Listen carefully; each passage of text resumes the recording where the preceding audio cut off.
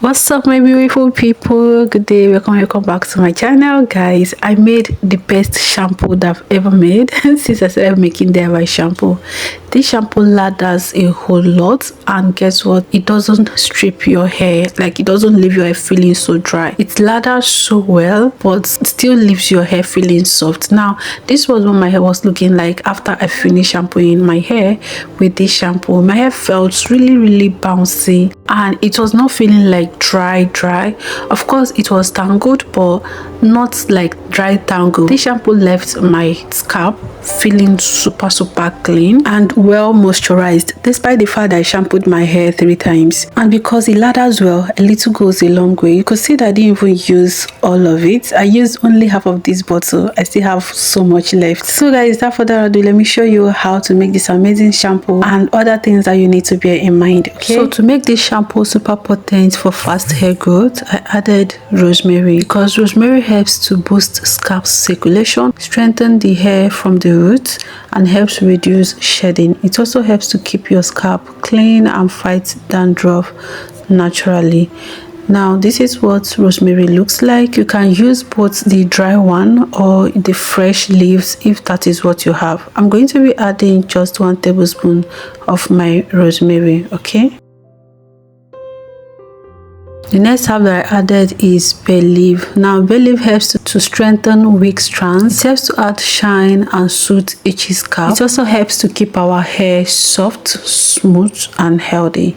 Alright guys, so the last but not the least in terms of herbs is cloves. So cloves helps to stimulate faster hair growth, fight dandruff, add natural thickness and shine to our natural hair. And together these 3 herbs will help to create a powerful and potent shampoo to promote strong, beautiful and healthy hair. Okay, so this is all the herbs combined together. Now the next thing I'm going to do now is to add my water and bring it to a boil. Okay, now while our herb is boiling, let's prepare the soap base. Okay, so I'll be needing black soap. If you have dudu oshu black soap, you can as well use that, but this is the black soap that I got a long time ago. I was so lucky to found it, so lucky but surprised to found that I still have some left. Okay, so now this is what it looks like. If I was using dudu oshu, I would have used a grater to grate my soap. However, since I cannot grate this soap with a grater, I'm going to use my knife to like slice it in flat tiny pieces so that it's going to, you know, dissolve quickly. Okay, because the day I made this shampoo was the day that I started using it. However, if you have time on your hand, you can just still cut it in pieces, but it might not be this tiny, and then you soak it and leave it. The next day it will definitely dissolve. All you have to do is to make sure that you turn it around before going to bed so that it will dissolve completely without leaving any trace. Okay, so guys, after grating all of my soap, after slicing all of my soap, I'm going to now transfer it into a bowl. This is the bowl where I'll be dissolving this soap. So by now our herbs has boiled for at least 10 to 15 minutes. I'm going to be straining it because all I need is only the liquid. Like I said, if you have time, you can actually soak everything together with the herbs. Like, you don't need to strain it out. Okay, I don't have time, but don't worry, I'm not going to be discarding the herbs. All right, I'm going to show you what I do with it next. Now I'm going to transfer the liquid that I extracted from the herbs to my soap, and this is a close look of what the liquid looks like. Okay, the color of the liquid. All right, just so you see. I don't know why I added that. I just felt like it was necessary. Okay, all right, so now I'm going to mix it up all together, and after mixing it for a while, I will just cover it and let it sit. Now I let it to sit for at least 2 hours. Every now and then I'll open it up and mix it until it is completely dissolved. Okay, let me show you what I do with the leftover of the herbs. So what you can do is you can still infuse it more. So what I'm going to do now is transfer everything to my mason jar. And once I am done, I'm going to pour room temperature water in the mixture, and then cover it, shake it up a little bit, and just keep it to infuse for 24 hours. And then you have your herbal tea for anything you want to use it for. Alright guys, so now the soap is properly dissolved. Now I'm going to add menthol crystals. If you don't have a menthol crystal, you can add peppermint essential oil. About 5 to 10 drops should be okay if it is original one. The next thing I'm going to do is to add my oil.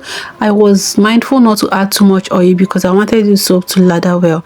Now, if you've ever washed your hair with black soap and it left these white or gray stuffs on your hair as if your hair is not properly shampooed, now the trick to prevent that from even happening is to add lime. Okay, so add lime or lemon or apple cider vinegar. These three things is going to help to eliminate that that gray thing. I don't know if I can find a picture of it so I can show you, but if it has happened to you before, you know what I'm talking about. I used to experience that a whole lot. Even though my scalp feels clean, the fact that I saw that gray stuff on my hair, I feel like my hair is not properly washed. Okay, it's not properly shampooed. I did my research and I found out that adding these three things I mentioned, lime, lemon or apple cider vinegar, can help to prevent it from even happening. I was amazed because you could see from the beginning of this video that my hair did not have any of that stuff, and I used this shampoo on 3 people's hair, or let me say 4 people, myself, my 2 girls and my client's hair, and the result was the same. It lathers so well. It does not leave your hair feeling dry, and there is no greasy, I don't know, white thing on the hair. Okay, so yeah, now after adding the lemon and everything, I'm also going to cover it and let it to sit for a little while, and then after that I'm going to now mix it up all together. The reason why I'm leaving it to sit is so that the menthol crystal will dissolve properly. So guys, now after it is properly dissolved, I'm going to strain it with my mesh cloth. The reason why I am using a mesh cloth is because this soap has particles, and you're going to see that in a bit.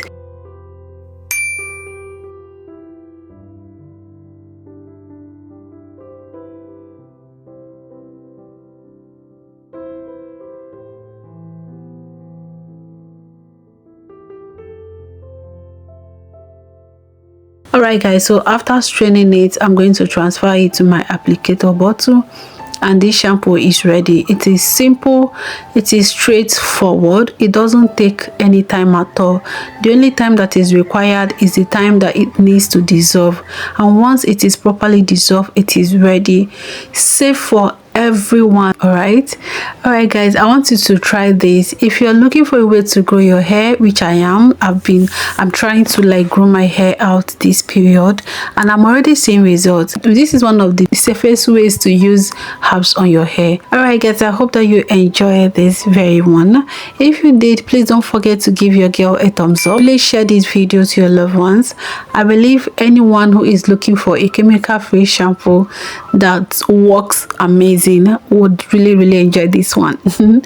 All right guys, and please don't forget to subscribe to my channel for more DIY content such as this one, and I'll see you guys in my next one. My name is Favor.